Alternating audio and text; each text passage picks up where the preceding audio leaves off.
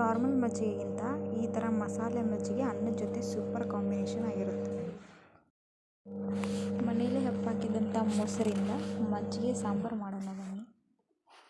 ತುಂಬ ಗಟ್ಟಿಯಾದಂಥ ಮೊಸರಿದೆ. ಇದನ್ನು ಒಂದು ಪಾತ್ರೆಗೆ ಟ್ರಾನ್ಸ್ಫರ್ ಮಾಡಿಕೊಂಡು ಅದಕ್ಕೆ ಬೇಕಾದಷ್ಟು ಉಪ್ಪು ಮತ್ತು ಸ್ವಲ್ಪ ನೀರು ಹಾಕಿ ಮಜ್ಜಿಗೆ ಕಟ್ಟಿಬೇಕು.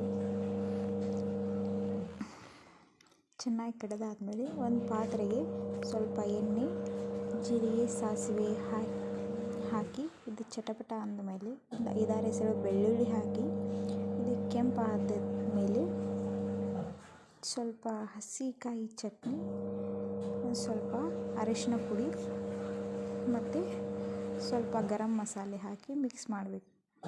ಫ್ಲೇಮ್ನ ಆಫ್ ಮಾಡಿ ಇದಕ್ಕೆ ಕಡೆದಿರುವಂಥ ಮಜ್ಜಿಗೆನ ಹಾಕಿ ಒಂದು ಸಲ ಮಿಕ್ಸ್ ಮಾಡಬೇಕು. ಇದಂತೂ ಸೂಪರ್ ಆಗಿರುತ್ತೆ. ಇದನ್ನು ಅನ್ನದ ಜೊತೆ ಸರ್ವ್ ಮಾಡಿ ತಿಂದರೆ ಸಖತ್ ಟೇಸ್ಟ್ ಆಗಿರುತ್ತೆ. ಮತ್ತೆ ಮತ್ತೆ ತಿನ್ನಬೇಕು ಅನ್ನಿಸುತ್ತೆ.